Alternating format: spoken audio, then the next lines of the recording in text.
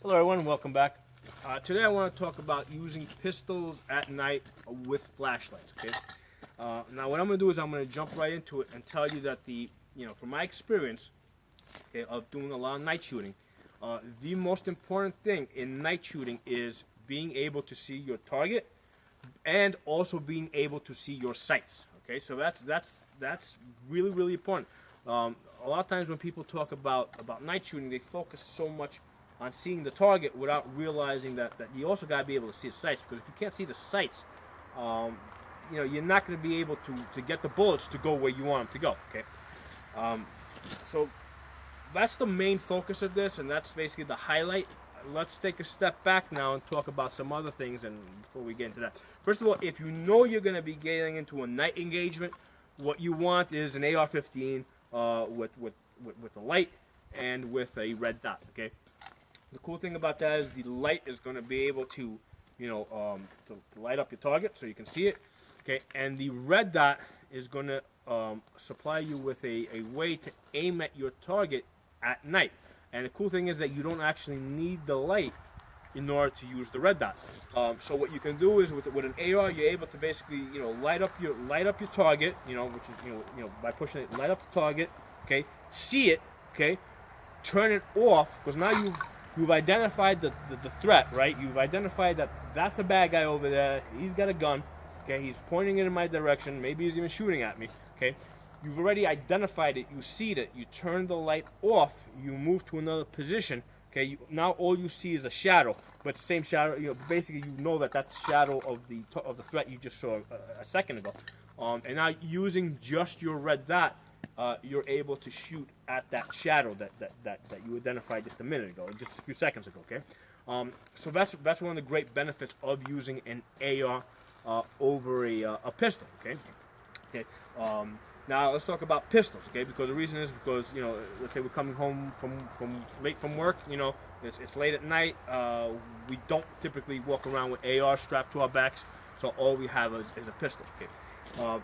The next best thing that we could have is a pistol with a light mounted on it. Okay, and the reason for that is because most of the time we practice two-handed shooting. Okay, so that is how we're going to be the most accurate. Okay, so if we have a light mounted on the rail over here, and we can just flip it on and off with our thumb, that would be the next best thing that we have.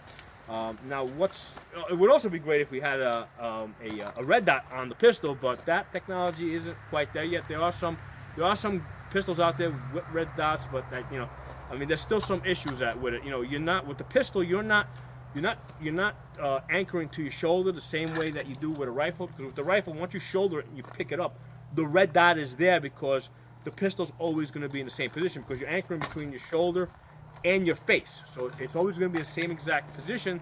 The red dot is always in the same exact position. With the handgun, you don't have any place to anchor to. So when you come out of the holster, okay, if you're just a tad bit off, you're not going to see the red dot. So that's the problem with red dots mounted on pistols, and that's why it really hasn't caught on that much. You have to really practice a lot at coming out of the holster and being at the same exact position every time, so that red dot is there. And the problem with that is, well, sometimes you may not be on even ground. You might be on stairs. You might be on so you may certainly if you're coming out one-handed, for whatever reason, it's going to be really hard to find that red dot. So that's the reason why the red dot on the pistols is still something that's in development. I'm sure at some point in the future they'll figure out a way to make that work better. But right now it's sort of still in development. Okay, so let's talk about so we don't have a red dot on the pistol. Okay, so let's talk about the light mounted on the pistol. Okay, which is great. But the problem with that is that they don't make holsters. They don't make a lot of holsters out there that will accommodate that. Okay, so that's the problem with the light on the red dot. The fact is that most of you will not carry a light on your red dot. I'm sorry, a light on your pistol, because your holster can't hold it. And most of you aren't carrying outside your pants. Most of you are carrying inside your pants. So now you have even less options out there. Okay, so reality is that you will not have a pistol mounted light. Okay, so what's the next best thing?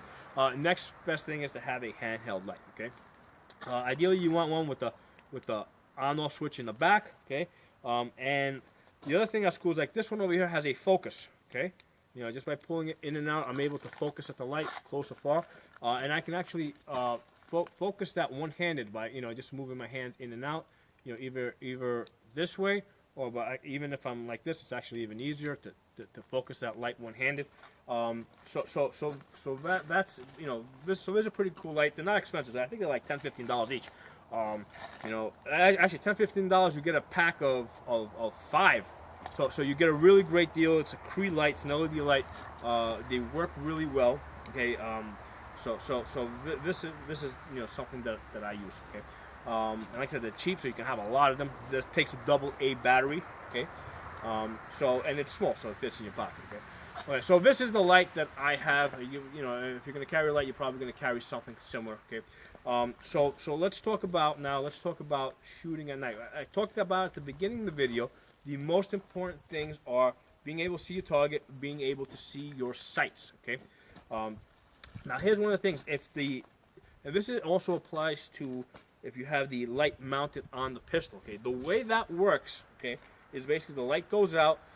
It identifies, you know, basically if it lands on your target, okay, and then basically against that target that's lit up, you're able to more or less see the silhouette of your sights. Okay, so what I find is even with you know, even with these white dots over here, you know, if it's pitch black, I mean these white dots you really can't see them that well. You know, unless you have glow in the dark sights, you know. It is hard to see the threat, you know, unless you light it up pretty good. Okay, so if somebody's wearing a really dark shirt and you have your light underneath it, you know, if you go out and you test this out, okay, you put that, you know, put a dark target out at about let's say, you know, 20 feet, you know, put the light underneath, you know, if it's a dark target, you turn it on, you're gonna see that it's, you know, especially if you're coming in and out of the holster, turning the light on, you're going to see that you're going to have a hard time finding that. Okay. Likewise, if you make that target white, okay, so that it's reflecting the light back, you'll see that you'll be able to see it a lot easier. Okay. But so that's how the light works. Basically, it shines on the target, and against that target that's lit up, we see the silhouette of our sights, and we're able to line them up and shoot the target. Okay. And like I said, if the target is dark, you're not going to see it that well. Now, similar to having the light mounted underneath the pistol is the cigar method, okay, where you're basically holding the light here, okay, holding the light here, and you're out there like this. So basically the light's in the same position. The benefit of this is you're able to get 2 hands on the gun. Okay, now like I said earlier, we normally shoot two-handed. We do most of our practice two-handed, so that is how you're going to shoot the best. Okay, the problem with this method that I have found, and you're not going to discover this if you're just doing target shooting, where you're just standing still, shooting at a target from a fixed position, okay? You know, if you start moving around, like you got one target here, boom, boom, boom, another target there, boom, boom, boom, another target there, boom, boom, boom, okay? You do all of a sudden, look what I did. Okay, look where my gun is pointed, look where my light is pointed, okay? You can see how from, you know, it's very easy to lose control of where that light is pointed, okay? So that's the weakness that I have found with this method. You know, aside from the fact that sometimes it's hard to activate this light. So basically, you gotta activate it, get into the position when you want to turn it off. You know, activate it like that. And I really don't have a good way of focusing the light. Okay. So, but my main problem with this method is that if you do this fast under stress, moving around, you're gonna find that this light's gonna be pointing everywhere except where you want it to be. Okay. So that's my issue with that particular technique. Now let's talk about the other methods. You have, let's say, your FBI method. Okay, you got, let's say, your head index, neck index. You know, so these are, you know, and then you have your Harry's. You know, this position over here. Okay, now the problem with this position right here, I mean, and this position, you're not just using your arm as a rest. You're actually locking the two together. So you're pushing out, locking the two together. Okay, and it does give you, you know, some stability.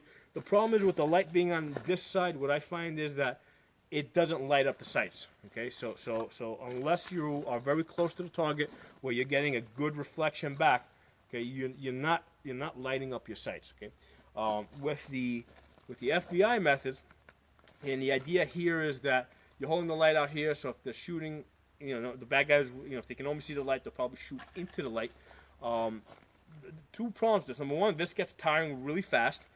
It is not natural for you to stand like this, and move around like this, okay, to different positions, with your arm out here, okay.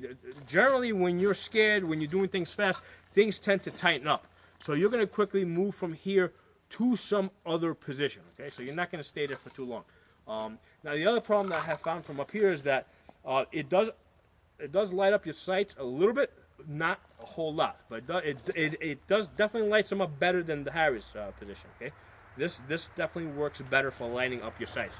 When I try a neck index, okay, what I find is that it lights up the back of my hand and the back of the gun very good, and I can usually see the sights.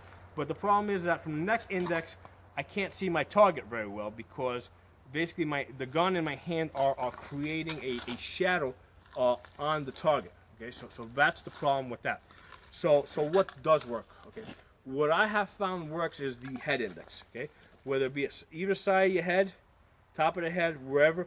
What I find is from this position here, the light basically comes down. It comes right across your sights, and then it goes to the target.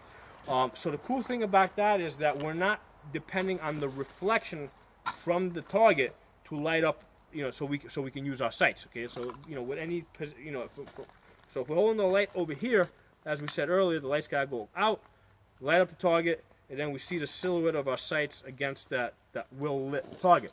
Okay, we're not actually seeing the sights lit up. And the same thing if you got the Harris grip. Okay, as you can see, the light's not pointing at my sights; it's pointing at the target. But with the head index, okay, the light is actually going straight down over the sights to the target, so you're actually lighting up both. Okay, so that's the benefit that I find from there. The other thing is, from this position here, this is very tiring. This is obviously you're resting on your head. You can be on either side of your head. So I find that a little bit less tiring. The other thing is that you can use this in conjunction with the FBI method, where if you're here like, hey, what are you doing over there? Holy shit, and then you can move, things will naturally tighten up. You'll come into a head index, or they call it it's also called a modified FBI, modified FBI position.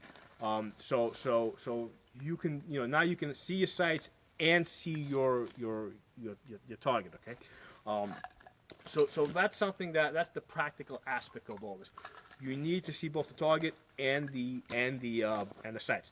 So now going to the next step now. How do we practice this? Okay, how do we practice this? Well, we got to practice this with targets at different distances. Okay, so you can have basically like if you look over here, I got a target over here at what appears to be, I don't know, that's maybe about 3 yards, and then I got another target behind it at 6 or 7 yards over there. Okay, so what I would do with a target like this is basically, turn on the light.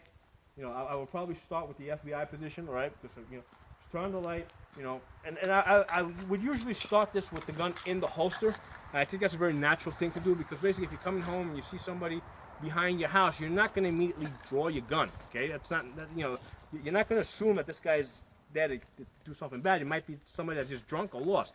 Okay, so you're going to come out and you're going to be like, hey, you, what are you doing there? Hey, now all of a sudden you see a gun or knife or whatever.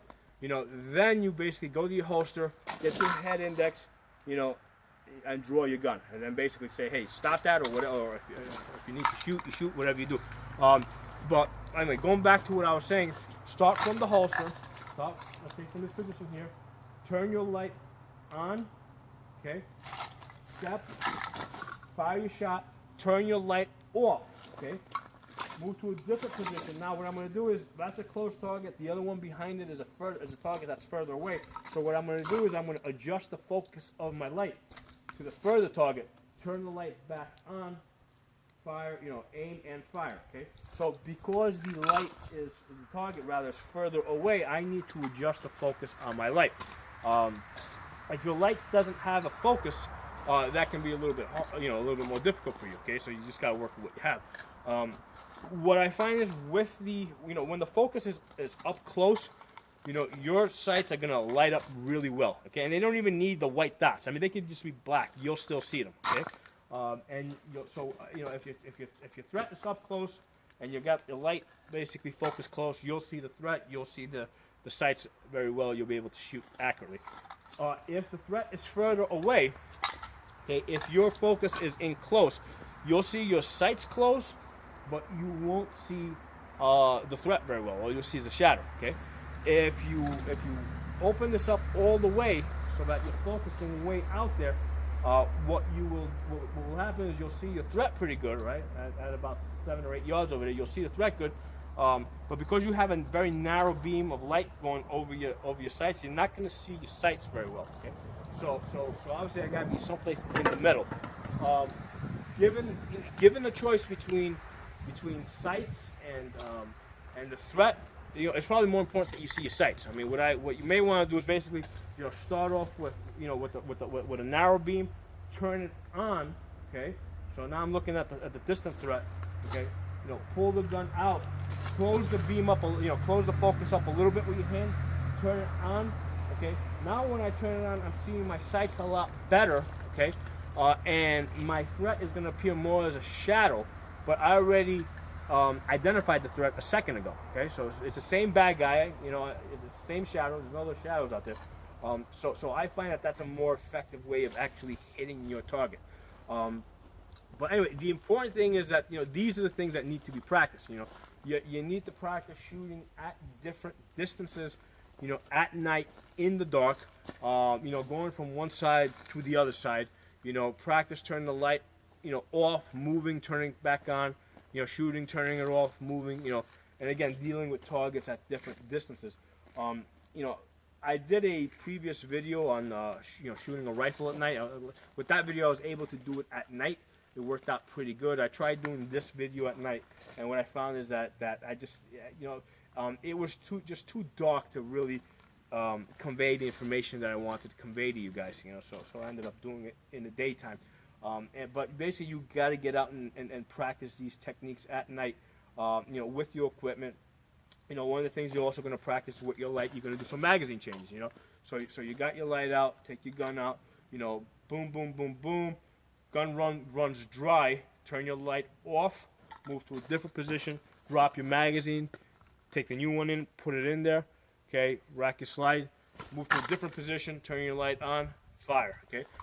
So again, all the, you know, so the magazine changes all need to be done at night too. So basically, anything that you would normally practice, you know, in the daytime, you know, whether it's shooting around barricades, shooting under a car, you know, moving the cover, you know, commands that you would issue, you know, all these things have to be done at night as well, you know, in order to get good at this. Now, the important thing to understand is with shooting with a flashlight, you know, unless we're using the cigar method, we're basically shooting one-handed. Okay, this is one-handed shooting. You know, with the head index, or you know, so you need to practice one-handed shooting. So that's another good way that you can practice in the daytime for nighttime. You know, when you go to practice, do your two-handed shooting, also do your one-handed shooting. Okay, you know. So that you know, those are my thoughts on that. I mean, it's a pretty broad subject. You know, night shooting, and like I said, basically everything that you do in the daytime, you gotta figure out a way to do it at night. And the key points are: you gotta be able to see your target, you gotta be able to see your sights. You know, or rather, you need some type of an aiming system. If you got a red dot, great. If you don't have a red dot, you know, you have to work with what you have. See you guys next time.